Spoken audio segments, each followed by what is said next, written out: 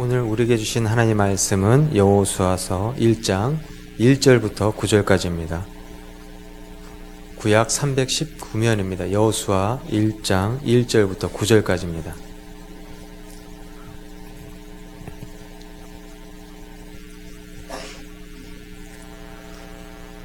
찾으신 줄 믿고 제가 봉독하겠습니다. 여호와의 종 모세가 죽은 후에 여호와께서 모세의 수종자 눈의 아들 여호수아에게 말씀하여 이르시되 내 종 모세가 죽었으니 이제 너는 이 모든 백성과 더불어 일어나 이 요단을 건너 내가 그들 곧 이스라엘 자손에게 주는 그 땅으로 가라. 내가 모세에게 말한 바와 같이 너희 발바닥으로 밟는 곳은 모두 내가 너희에게 주었노니 곧 광야와 이 레바논에서부터 큰 강 곧 유브라데 강까지 해쪽 속의 온 땅과 또 해지는 쪽 대해까지 너희의 영토가 되리라. 내 평생에 너를 능히 대적할 자가 없으리니 내가 모세와 함께 있었던 것 같이 너와 함께 있을 것임이니라. 내가 너를 떠나지 아니하며 버리지 아니하리니 강하고 담대하라.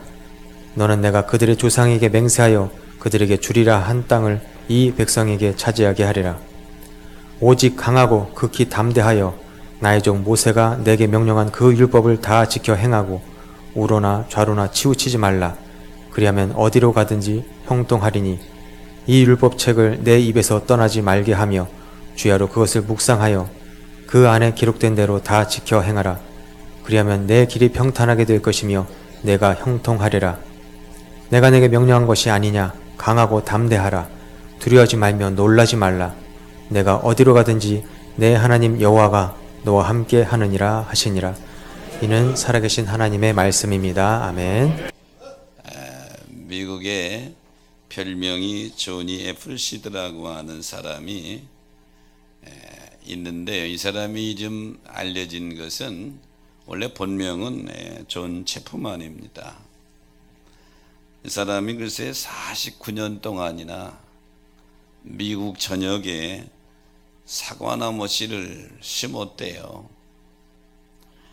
일리노이주를 비롯해서 미국의 여러 주에 사과나무 씨앗을 뿌린 것입니다. 신맛이 나는 그린 애플 사과나무죠. 49년 동안 사과나무 씨를 뿌린 이유는 무엇일까요? 이 사람은 자기 자신을 위해서 뿌린 것은 아니고 미국의 백성들이 다음 세대에 자기 후손들이 좀 배고픈 고통을 받지 않았으면 좋겠다 이러고 글쎄 49년이나 그린애플 씨앗을 미국 전역에 뿌렸대요. 씨를 뿌려 열매를 맺는다고 하는 것 참 행복한 일이고 복된 일이죠. 그런데 어떤 의미에서 보면 그리스도인의 신앙생활은 씨 뿌리는 생활입니다. 여기 체프만처럼 체프만은 그린애플 씨앗을 뿌렸지만 우리는 하나님이 우리에게 주시는 말씀의 씨앗을 내 삶의 전 영역에 뿌리며 살아가는 것, 이것이 믿음 생활인 줄로 믿습니다. 오늘 본문은 여호수아서 1장을 우리가 잘 아는 말씀이죠. 1절에 보면 모세가 죽은 후에 이렇게 시작합니다.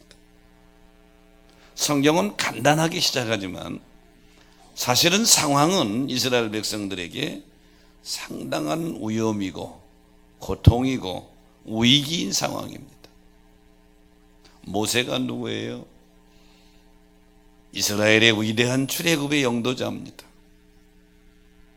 그 어마어마한 애굽의 세력을 물리치고 그리고 하나님의 인도하심 따라 광야 40년 동안을 모세의 인도를 따라왔어요. 모세가 총지휘했단 말이죠. 근데 그 모세가 덜컹 죽은 겁니다. 내가 이 모세가 죽은 후에 1절을 보다가 예전에 저 신학교 2학년 때 기숙사가 서울 화곡동에 있었는데요. 갑자기 밤에 말이에요. 서울 시내에 탱크가 후릉후릉 다니는 거예요. 그리고 군인들이 쫙 깔렸어요. 웬일이야. 그리고 뉴스는 안 나오는데 서울 시내에 탱크가 막 다니는 거예요. 지수사 옆으로 탱크가 지나가고. 그 다음날 아침 신문을 봤더니 박정희 대통령 6.55 이렇게 나왔어요. 박정희 대통령이 죽은 거지. 누가 시킨 것도 아니에요. 기숙사에 있는 모든 학생들이 전부 채플로 모여서 주야, 금방 김일성이가 밀고 내릴 것 같아요. 금방 이 민족이 어떻게 될 것 같아. 그런 위기감을 그때 국민들이 느꼈죠. 이 지금 모세가 죽은 상황은 그보다 더한 겁니다. 이때 하나님은 여호수아, 모세의 종이었던 여호수아를 제2대 지도자로 세우는 장면이 본문의 말씀의 내용입니다. 여호수아도 지금 두려운 마음이 있지요. 하나님은 여호수아에게 모세에게 주었던 말씀과 똑같이 명령하시고 똑같은 약속을 주십니다. 사랑하는 여러분, 성도에게의 힘은 하나님의 말씀인 줄로 믿습니다. 성도에게의 힘은 하나님의 말씀, 약속의 말씀이란 말이죠. 이 약속의 말씀이 우리에게 축복이 씨앗이 되는 줄 믿으시기 바랍니다.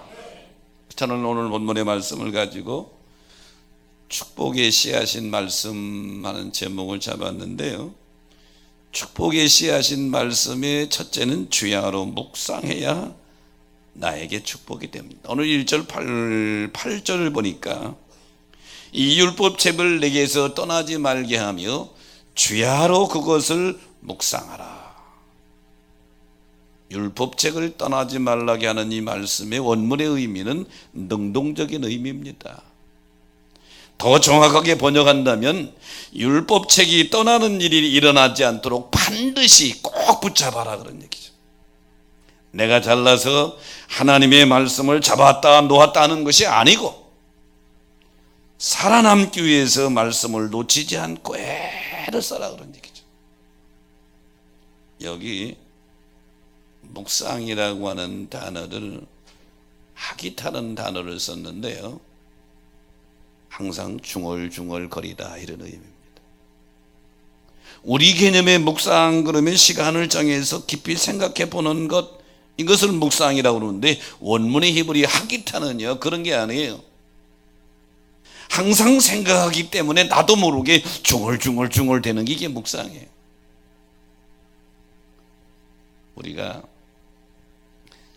찬송이나 노래를 한참 부르다 보면 부르지 않아도 집에 가서 그냥 쉴 때도 일할 때도 나도 모르게 귓가에서 막 찬송이 들고 입가에서 돌잖아요.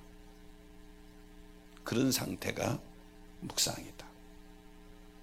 신명기 6장 6절로 7절에 보면 소위 쉐마라고 하는 이스라엘 백성들이 자녀들에게 꼭 가르치고 지켜야 될 말씀이 나오는데 오늘 내게 명하는 이 말씀을 너는 마음에 새기고 자녀들에게 부지런히 가르치라. 자녀들이 집에 있든지 길에 있든지 누워 있든지 일어났든지 이 말씀을 강론하라.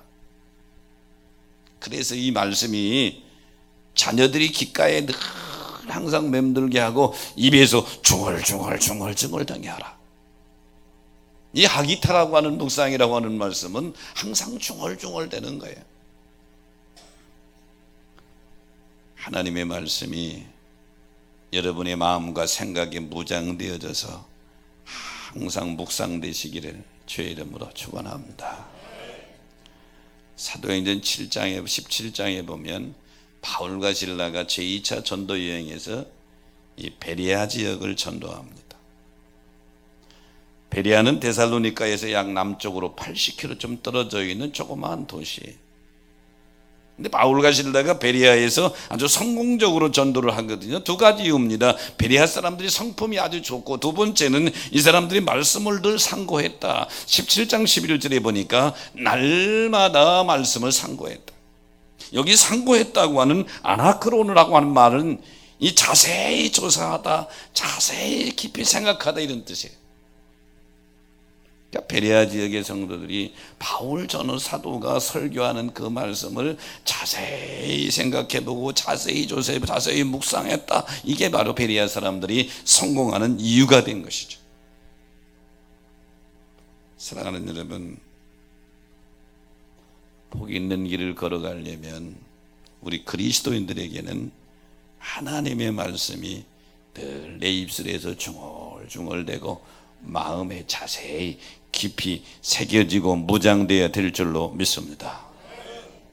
시편 1편 1절 2절에 보면 복 있는 사람이 누구냐, 2절에 보면 다른 게 아니요 여호와의 율법을 즐거워하여 그 율법을 주야로 밤낮으로 묵상하는 자가 복 있는 자다. 하나님의 말씀을 항상 묵상하면 그 말씀의 지배를 받고 그 말씀의 지배를 받으면 의인의 길을 걷게 되니 하나님이 인정하는 삶을 살게 된다.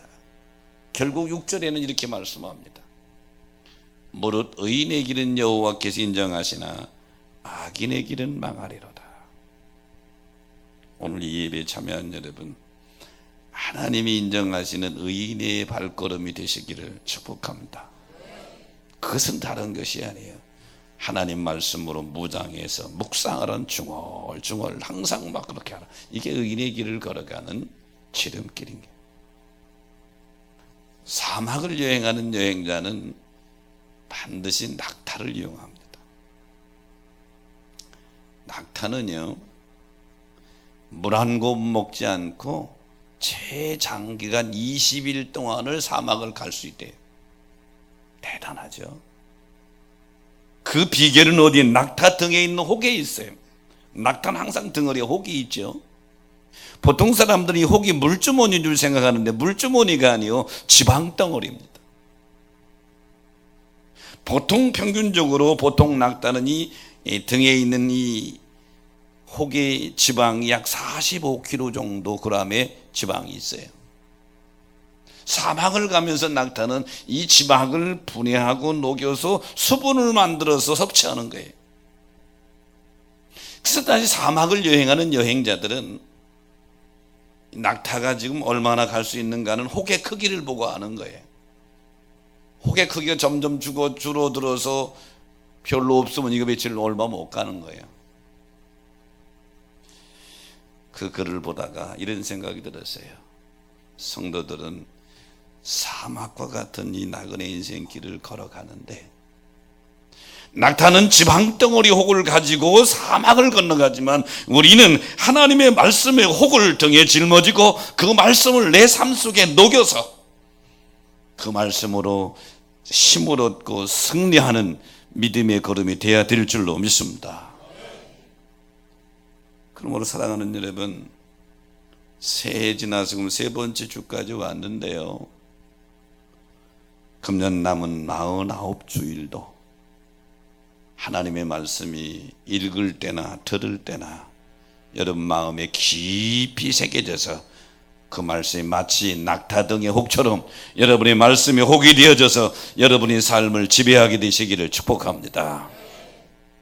축복이 씨하신 말씀의 두 번째는 기록된 대로 지켜 행하야 복이 됩니다. 오늘 본문 8절에 보니까 그 안에 기록된 대로 다 지켜 행하라.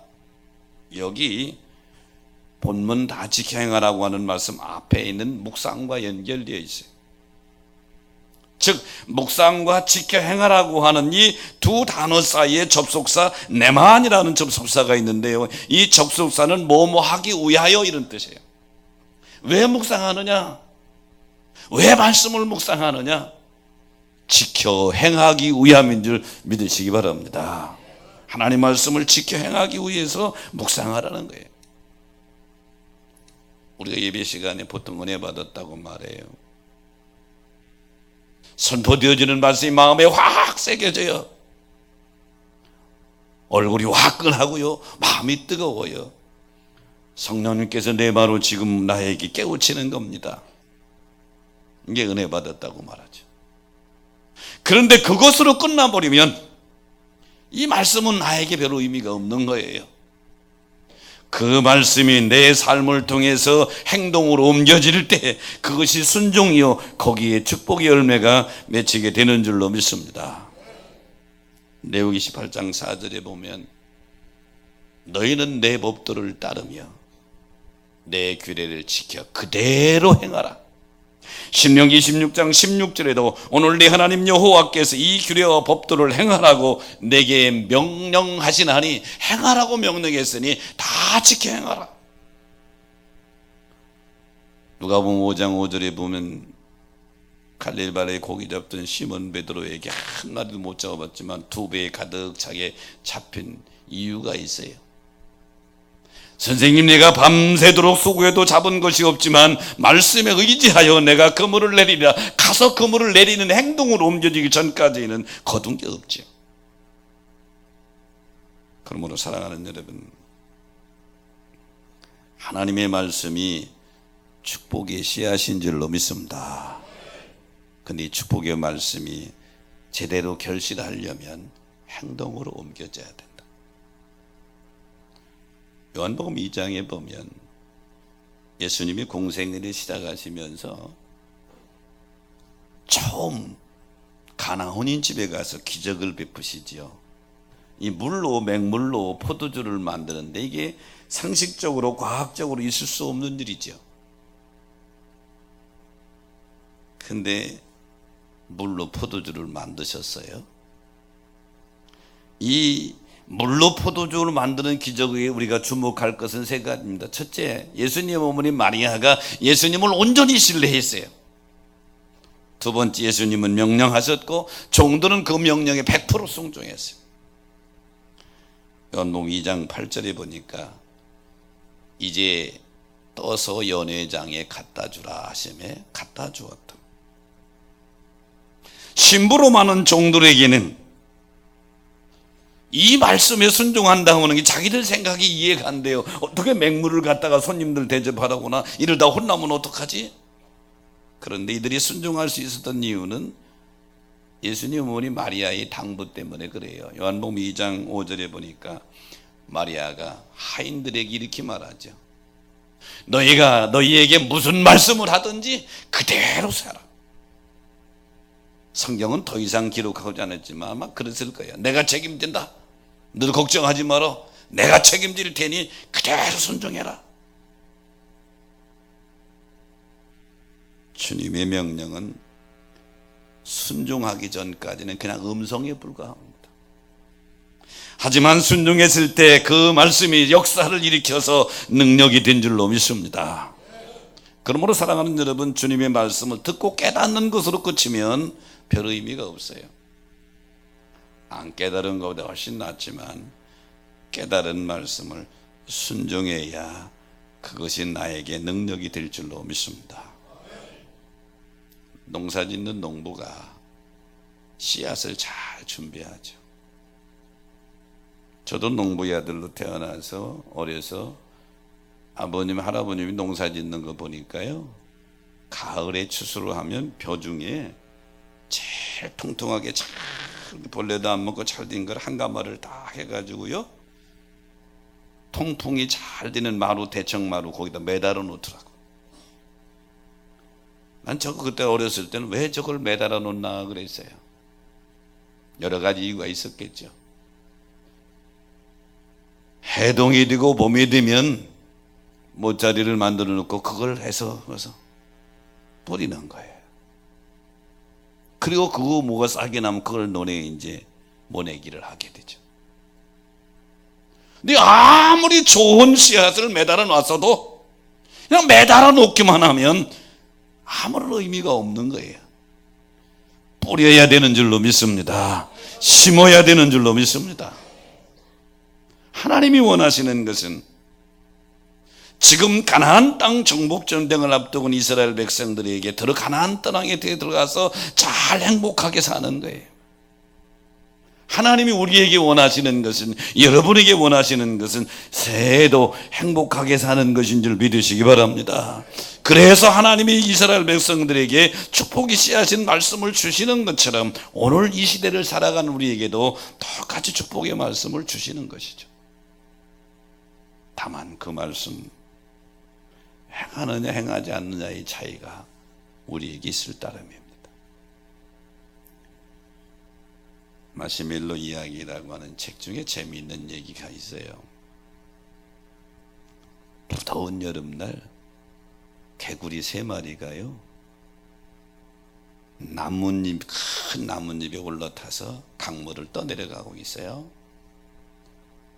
너무 더우니까 3마리 중에 1마리가 이렇게 말합니다. 야, 너 더워서 못 살겠다. 나는 강물에 뛰어들을래. 그때 옆에 있던 2마리가 끄떡끄떡 그래.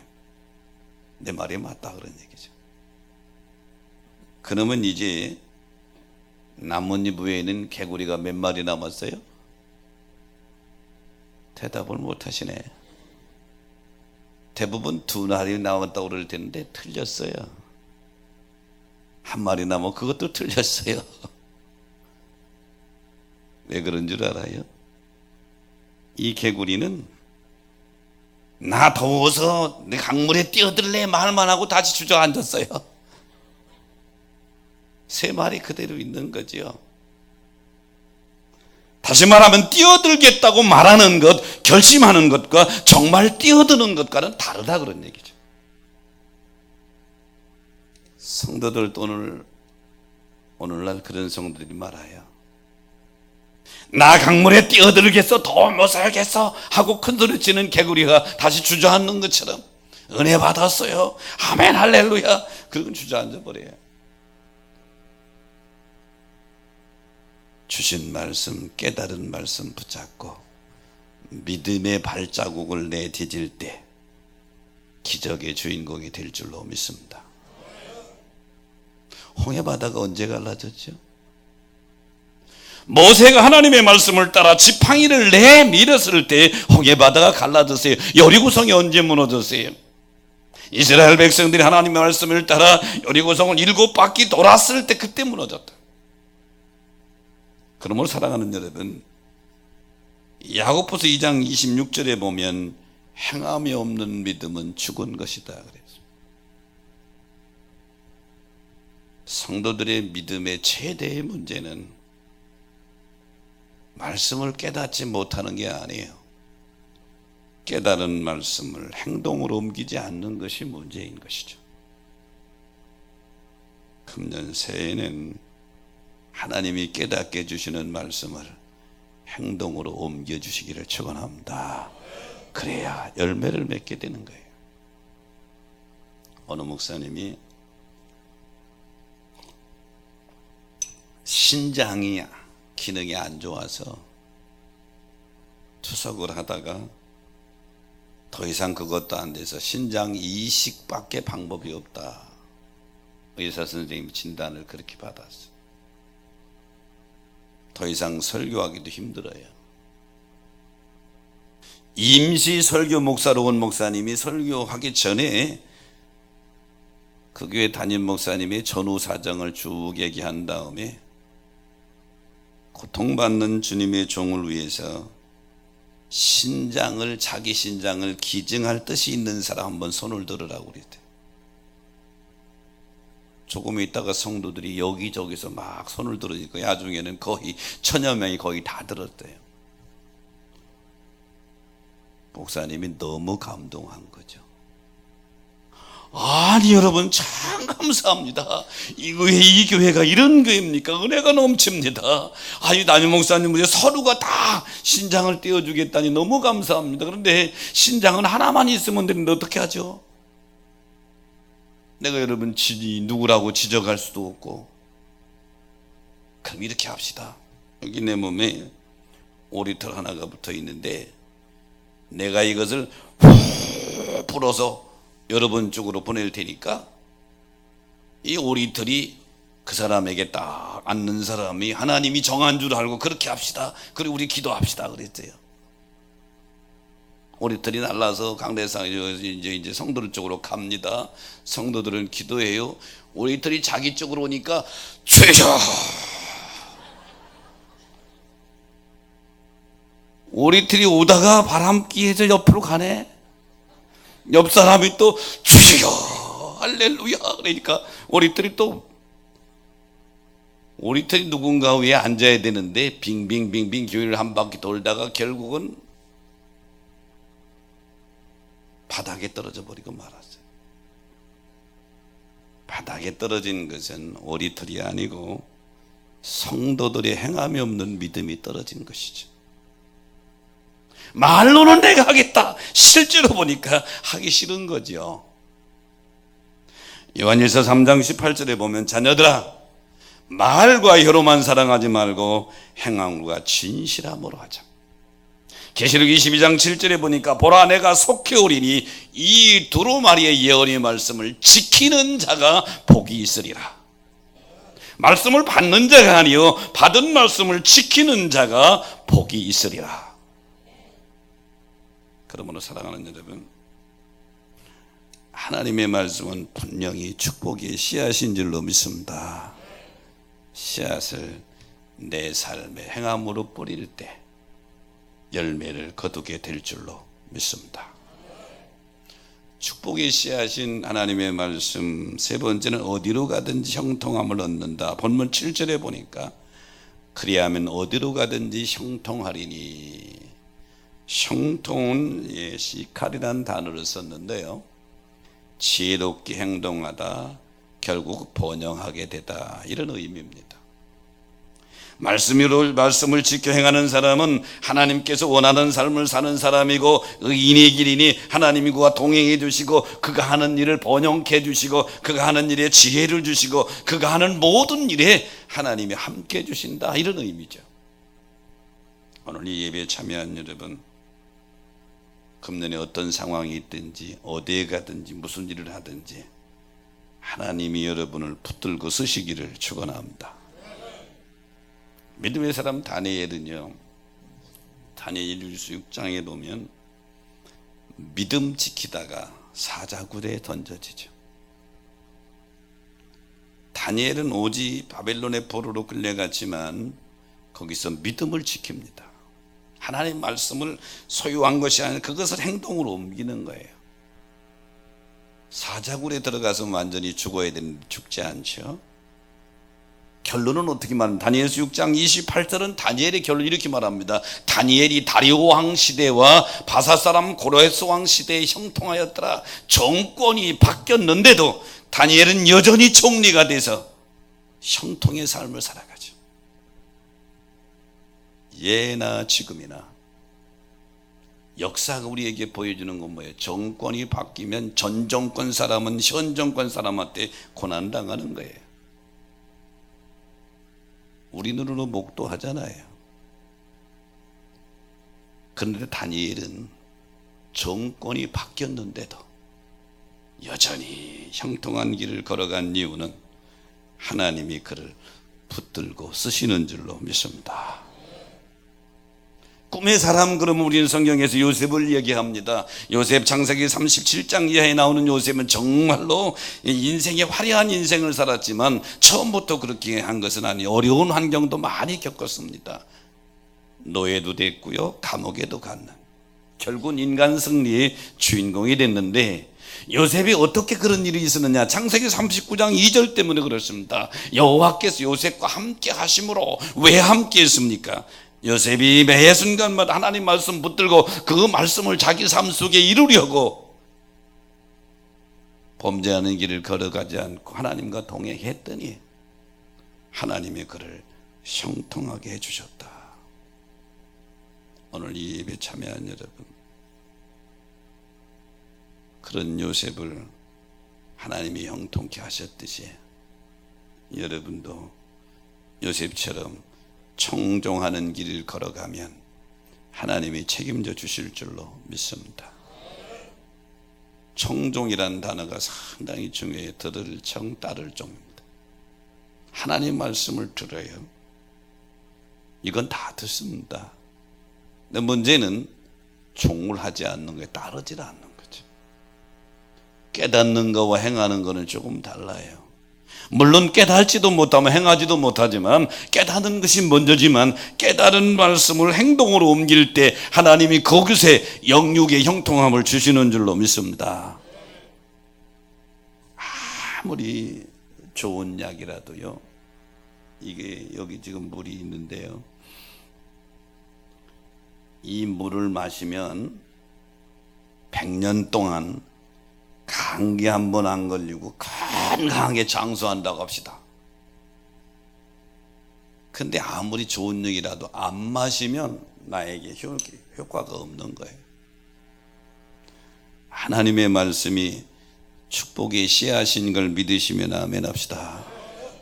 알아요. 근데 이 축복의 씨앗을 가지고만 있으면 안 돼. 내 삶 속에 심어야 돼. 내 삶 속에 행동으로 옮겨져야 돼. 이게 심는 거야. 이래야 열매를 맺는 거예요. 그래서 믿음에는 크게 두 가지 대원칙이에요. 구원은 믿음으로 받고, 이 땅에서의 축복과 하늘의 영광은 행함으로 받는다. 동의하시면 아멘. 그래서 믿음의 날개와 행함의 날개가 같이 가야 온전한 믿음인 거예요. 아멘 아멘 아멘 그러는데 행동으로 옮기는 이쪽은 이게 마비되어 있으면 이게 행함이 없는 믿음이 되니까 열매가 없는 거죠. 금년 새해에는 양쪽 날개 다 건강하게 움직이는 해가 되시기를 축원합니다. 여행 가다 보면 호텔에 투숙하게 되죠. 호텔을 가다 보면 참 큰 호텔은요 방도 많아요. 투숙하게 되면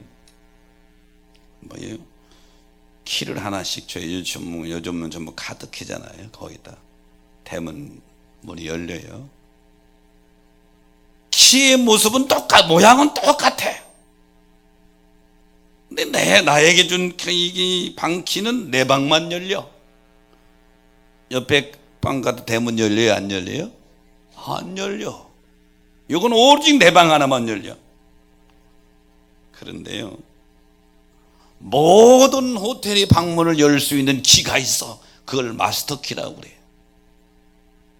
호텔의 주인이 호텔 모든 방을 다 관리하라고 매니저에게 모든 방문을 열 수 있는 키를, 마스터 키를 주는 거야. 그런 이 매니저는, 주배인은 키 하나 가지고 그 호텔의 방이 1000개를 다 열어. 또 매니저는 이 마스터 키를 자기 혼자 갖지를 않아. 청소하는 청소팀에게 줘서, 비록 청소하는 아줌마지만 다 열어. 이걸 마스터 키라고 그래. 여러분, 내가 내 삶의 주인이 아니에요.